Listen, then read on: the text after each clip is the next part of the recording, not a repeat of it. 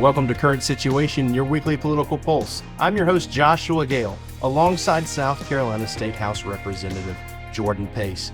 Every week, our goal is to help you navigate the complex world of politics through a biblically conservative perspective. Before we jump into today's conversation, we want to take a moment to thank our sponsor. Beginning in 2023 and 2024, I am so proud to announce that Let Us Worship will be going to every single state capital across America. Just like we see Jesus tell the disciples to pray that thy kingdom come, thy will be done on earth as it is in heaven, we believe this is the season to bring the kingdom to the capitals across America. Join with us over the next 2 years as we journey to see the fires of revival burn in every single U.S. capital. This is a monumental and ambitious dream that God has given us, and we cannot do it without you. Now is the time. Let us worship.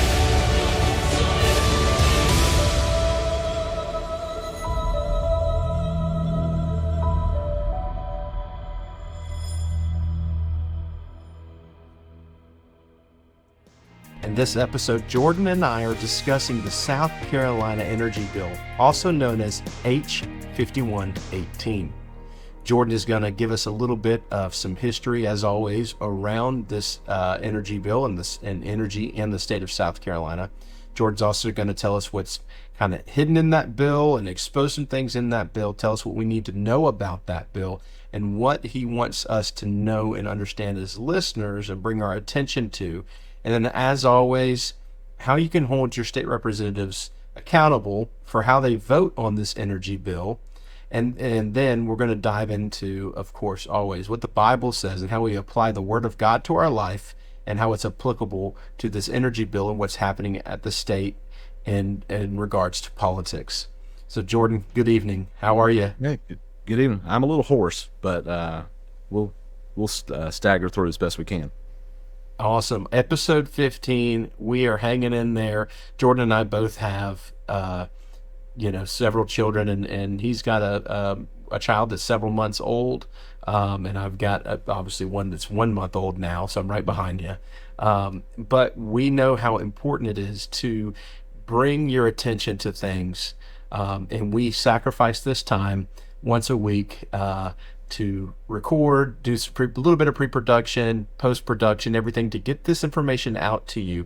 So Jordan, we're so grateful that you're hanging in there and that you can educate us on what we need to understand. So go ahead and with that, give us a little history on energy in the state of South Carolina. Sure. And thanks to everybody who's listening and for what you're doing on the back end of these, Josh, all the editing, all that good stuff that I'm woefully unskilled to do. So South Carolina's energy production companies were scattered all over the map, literally in the 19th century, the 1800s, when kind of famously, the city of Anderson, South Carolina, makes the claim to be the first fully electric city in the state. So mostly it was small, rural, and local power production companies, sometimes associated with like rivers or coal plants or just various different ways. So during the Franklin Roosevelt era, during the New Deal, a lot of that was centralized. There were 19 of those companies merged into one called SCE&G, South Carolina Electric and Gas. And they were the primary producer of electricity until Duke Energy and until the 1940s, also the New Deal created what's called Santee Cooper, which also known as the Public Service Authority. It's a state-owned company that produces electricity. So if you ever go to Moncks Quarter in South Carolina, that's where their headquarters is. They run the dams on Lake Marion and Lake Moultrie, as well as a bunch of other power production facilities. So it started spread out and then centralized, and that's where the problems really got going. When everything further centralized, because of government action, it limited, honestly, the growth and free enterprise that was being produced in that time period before that. Not everybody had electricity, and frankly, like my grandparents didn't have electricity in northern Spartanburg County when they were kids in the 1950s. So not everybody even back then, even with government intervention, had electricity yet. But they were getting there. Fast forward a little bit to about 10 years ago, really about 12 years ago, the legislature passed something called the Base Load Review Act. The main thing this did was it allowed SCE&G and Santee Cooper to team up together to build a new nuclear power plant in Fairfield County, right on the lake. And it's called VC Summer, or expanding the VC Summer plant. It was going to be a billions of dollars of investment, and part of that bill allowed them to raise rates as they built the facility. Normally, the standard operating procedure is they build a facility, whether it's a coal plant or a nuclear plant or a natural gas plant, and they have to go back to the Public Service Commission, who's in charge of rate hikes. That's a panel right now of 7 people who are very much like a court. Lawyers are there. They have to prove, we have to raise rates in order to stay solvent, in order to keep producing power. And so it kind of flipped that on its head and allowed them to charge way ahead of time. And then what happened was the plant fell out. Like, it never actually was completed. I think it was Westinghouse that was the main vendor there. Went through a bankruptcy. They didn't close. It was more like a restructuring bankruptcy. Essentially, it failed, and the taxpayers were on the hook because Santee Cooper's owned by the state, and then all the ratepayers of SE&G were on the hook, and that's why now if you live in South Carolina, you might have Dominion Energy because of all the debt associated with that. Dominion came in and bought SE&G, basically bailed them out, and now operate in their service area. So all that to catch us up to today. 2 Christmases ago in the upstate, it got very, very cold. I was actually in Landrum, staying at my in-laws' house, and it was like 6 degrees outside. With the wind chill, it was down to like 0. And our grid is not up for that. Not here. And they were actually rolling blackouts throughout the upstate and the Midlands. And Santee Cooper, I talked to them, they were on a knife's edge from having blackouts even down here with the temperatures in the teens. So from that, they said, we have to get more production, more base load. And that was one of the big instigators of this bill. The Speaker of the House, this was like his prime prize bill this year that he was going to get through no matter what. It wound up being about 75 pages long. It grew by 15 or 16 pages in committee from where it started. It was a big honker of a bill, and I read it more than once, which is I would wager to say a lot of my colleagues did not read it, but they voted for it. Some voted for it, some voted against it. There's a lot of misinformation. The original bill was bad. The original bill included language very similar to that Base Load Review Act. It was gray whether they could do that or not, like charge ahead, or they have to come behind and do it like normal. There was a lot more leeway given on right-of-ways because they're going to have to build a natural gas pipeline from Aiken to Colleton County for this to be successful. Here's the rub with that. You can't just build a natural gas pipeline. The federal government has to approve it. It's very backward from like all other infrastructure. Like if a county wants to build a road or the state wants to build a road, they build the road and then the businesses come to the road. Well, in this, you have to prove to the feds, there's a federal agency acronym like FERPA or something. You have to go and prove to them that there's enough clients or subscriptions to build that. And if there's not, they won't let you build it. So essentially the state is going to have to purchase about $20 million of subscriptions. In the original bill, that would have they would have been allowed to give away those subscriptions to big companies, like in the economic development deals, if they so chose. We successfully took that part out, thankfully. So essentially this bill is a story of how the committee process and amendments are supposed to work. Like they're supposed to make less than good bills into better bills. Maybe not great bills, but the main crux of this bill was we need more power plants, and the best option seems to be a natural gas plant.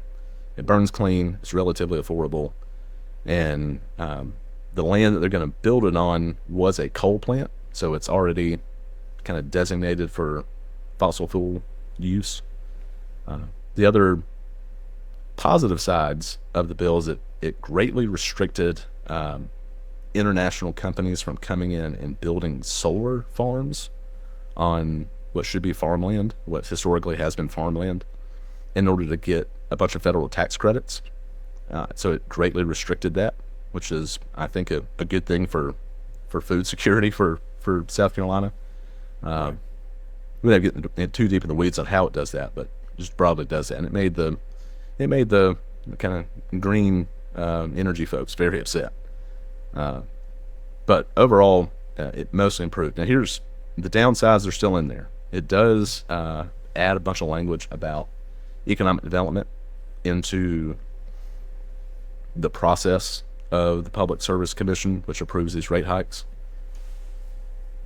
Historically, they couldn't take that into account. They had to just rule based on need of primarily the customers, the residents. So this lets them take into consideration, well, if we approve some big factory coming in that's going to employ 1,000 people, will that create more customers and create more demand in order to offset that? So that could be good, it could be bad. Really, the big stinker that's still in it is it shrinks the Public Service Commission from 7 people to 3. And that's problematic because that means only 2 people would be required to raise rates. Right now, you need 4 out of the 7.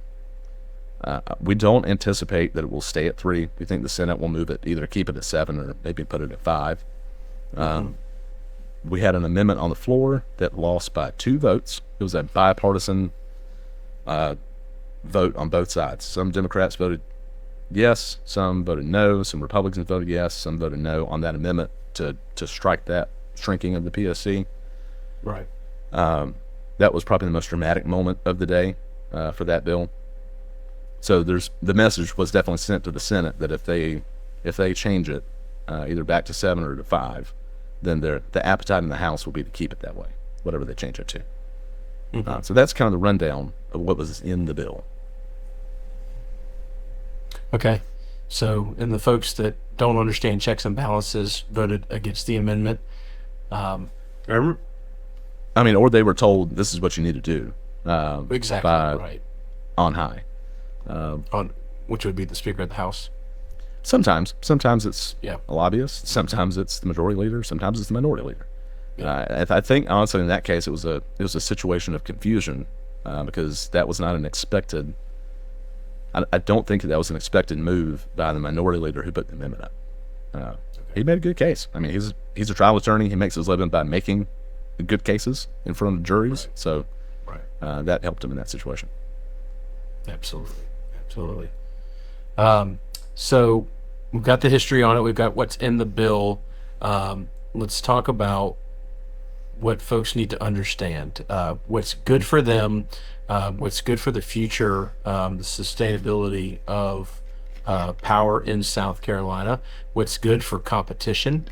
What's good for the people that people were raising red flags about the VC summer project years ahead, and folks did not pay attention.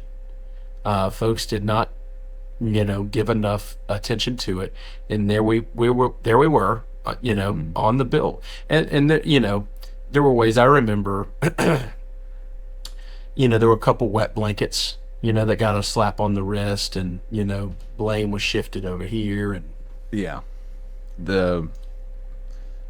some good things that happened from that was the whole PSC board, all 7 of them were fired in the aftermath of that. So they elected a whole new board, but like I said, the wet blankets were the former chair of Santee Cooper and the former president of Santee Cooper were fired. They were retired early with a golden parachute where they get hundreds of thousands of dollars a year from the pension system because it's owned by the state.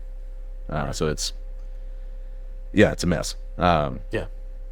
So And we're left with rate hikes and then, you know, all sorts of things that we see constantly that it just almost always feels like there is no end to it. There's no way to complain enough about it to make a difference, things like that. But there is a way to do it. And it comes now by paying attention to the red flags and holding representatives accountable for voting on the amendments and understanding, like you said, reading through this bill and understanding what's inside of it, and not just going along with something, you know, just because, go back to the budget that 15 people voted against the budget, you know, and now I received decades. yeah. And I received political mail about that, you know, of what was actually in the bill that people that called themselves conservative and they voted for it. And how could you vote for something and call yourself a conservative? And I can't help but agree with that. And so people need to be able to speak for their actions. So where do you want to go from here? In the short term, the best analogy I have for this bill is that it is effectively our state is bleeding energy. Like, we need more energy. In the same way that someone that's been stabbed is bleeding blood. So we need to stop the bleeding.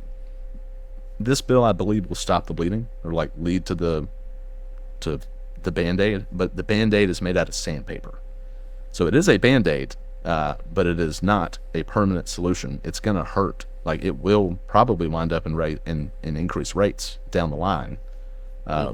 Something that was put in the bill through that amendment process said that they can't raise rates until that facility is operational and useful in producing power. So it's a short-term fix. The long-term fix is competition, is creating a marketplace for energy like dozens of other states have and have had for decades. Right. Texas kind of has their own thing. They're internal. They don't participate with buying and selling with other states, which is why they've had some problems. But in the Northeast, the Midwest, and out West, basically everywhere outside of the Southeast, they have these energy markets where, like, if you live in Ohio, you have a list of places you can buy power from with their rates, reliability, and it's just like shopping for a car. That would create competition within the marketplace and drive prices down, drive innovation up. Here's the catch. The federal government has to approve all of those. They're called TKOs. I don't know why they're called TKOs. That's just what they're called. They have to approve these energy markets before they're allowed to exist. The current regime in Washington will not approve one that does not have exorbitantly high renewable energy quotas. So you have to have crazy high amounts of solar and windmills and all that stuff, which is not effective. And I mean, don't get me wrong, solar can be effective if you're in Arizona. But it's not recyclable either. Let's remember that. It's definitely not renewable in that sense. No, and let's take into account how many green. Right. Well, let's take into account how many greenhouse gases are made to produce these type of things. Yeah. Yeah, and because they produce them in China, we don't see it, we don't care. So right now, the problem with creating the energy market in the Southeast and for South Carolina is the federal government. We need a change in policy, which requires a change in personnel in D.C. in order to move that ball forward, and try to create that marketplace for energy. So you can have competition, and it's not weighted unevenly against consumers. Because at the end of the day, all of this is centrally planned economics, and we know that centrally planned economics is not sustainable in the long term. No, absolutely not. So, all this to say, while the red flags are going off, and we're trying to bring attention to this, and we need to know it's the future of our state. A life without power is pretty pathetic, and it's pretty crazy. It may sound nice to go off grid, and but after a few days, Not in Charleston you're in ready August, it's for it. not. Not Charleston in August. One of the most hot and humid places. So let's talk about learning from history, learning, to not repeat that, but also know that what these certain traps and things look like, because we would be fools if we thought that Satan didn't have a place in politics and policy and law and things like that.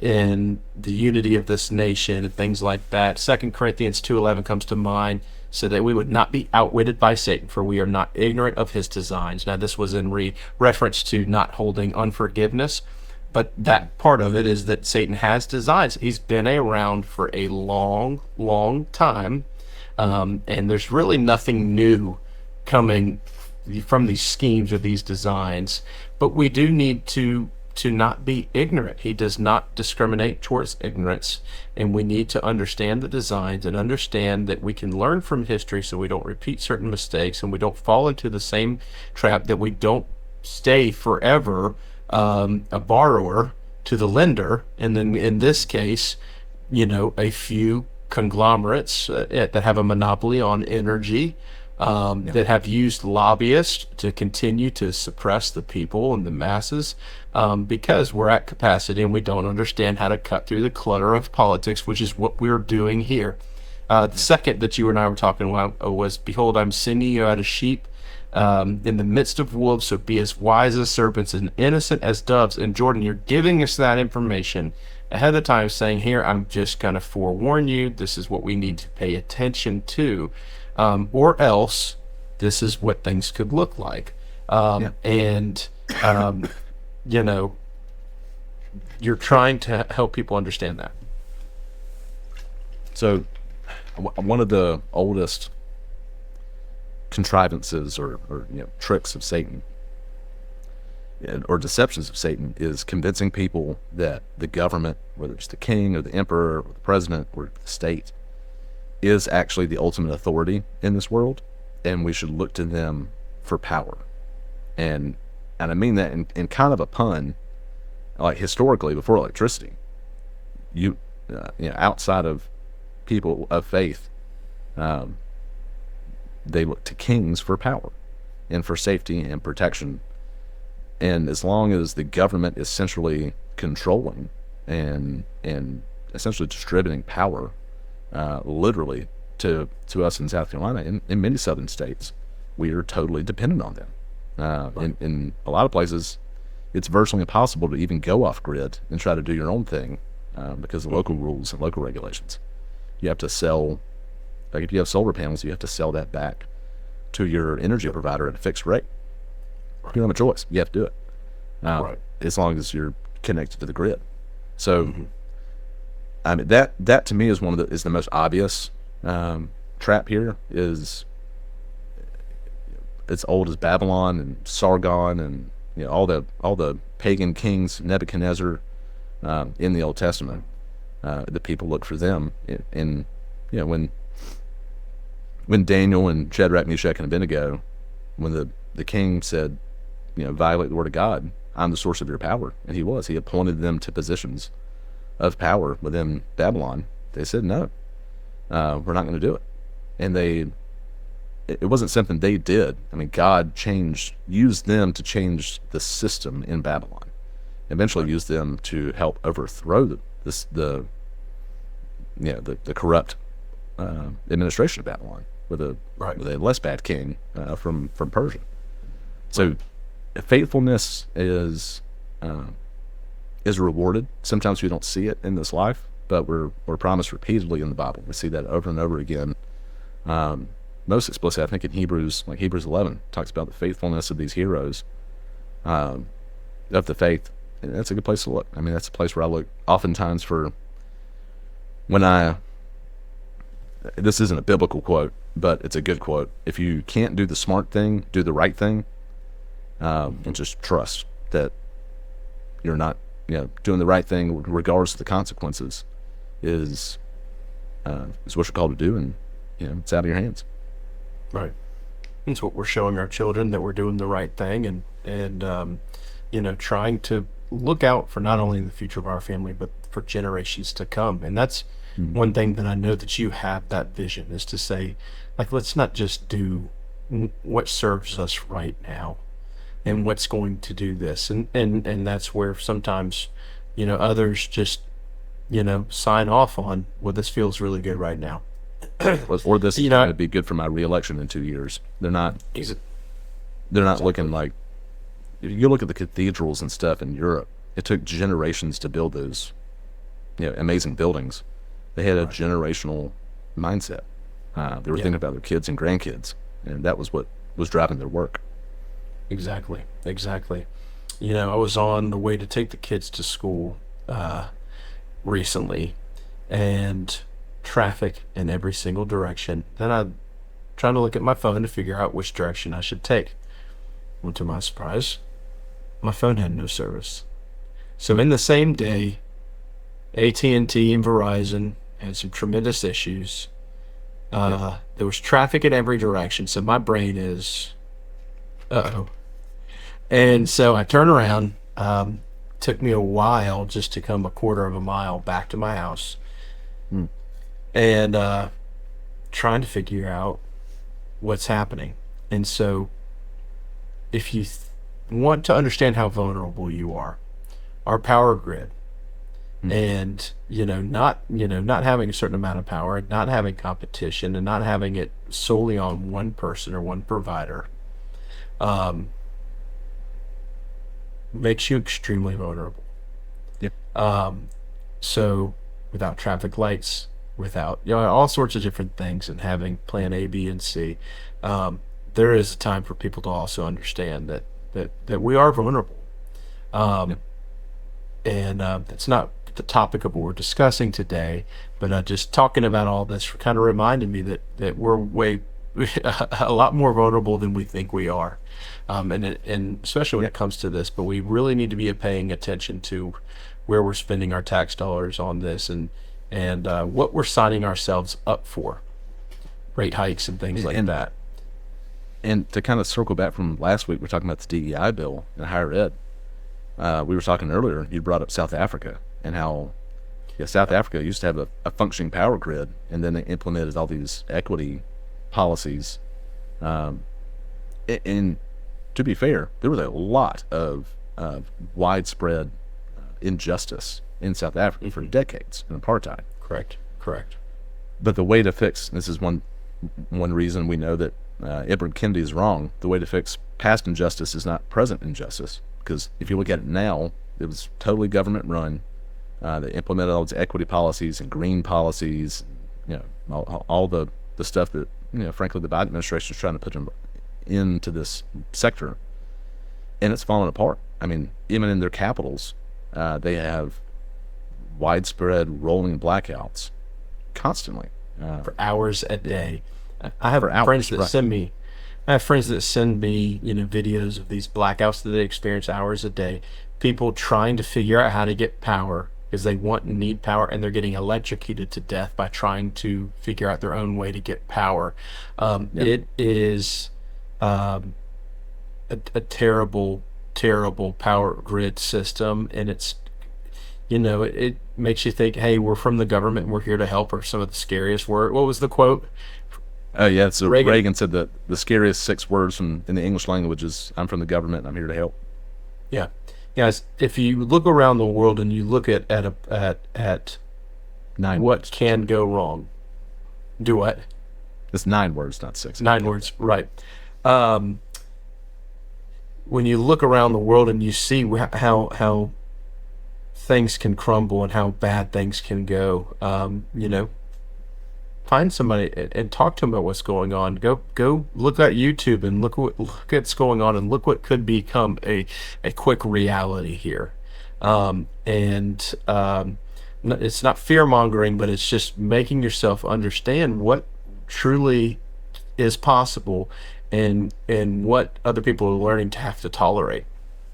And I would argue that not to be too facetious with this, not just too sarcastic, But that is loving your neighbor. We heard that a lot for the last few years, is like, what does loving your neighbor look like in society? But getting your family prepared for those kind of scenarios, not doomsday, but like having an adequate food supply for a couple weeks for your family and some extra for your neighbors. I mean, that's loving your neighbor. So you're not dependent on them. So if you're able to do that, then do that. Absolutely. And that's, especially in the part of the world that we live in, we have a lot of transplants that are, from somewhere else. Nothing, not that that's wrong. That's great. I'm glad a lot of them are moving here. Not all, most of them, but they just don't have a lot of roots. So it's a huge opportunity that we have as believers to reach out to them and love them. Right. We have that term Southern hospitality, but that's really rooted in potlucks and really just loving your neighbor as yourself. And so, looking at this bill, and Jordan, what you're usually telling us to look out for is, don't be fooled by certain things. It was only supposed to be a shutdown for 2 weeks. It's only 6 feet apart. It's only for a little while, and it's certain things, but sometimes these are short little power grabs that it can eventually domino effect and build on to one another. So thank you for maybe worse than that is when it's not a domino, or when it's not necessarily a power grab. It's because the people in charge have no idea what they're doing. It's just incompetence, and you're putting your faith in them. Either one's a bad day. Right. 2 weeks. Yep. Yes. So thank you guys for tuning in. Hold your representatives accountable. We've talked about a couple things over the past week. We've talked about the DEI bill. We've talked about the school choice. We've talked about a lot of different things.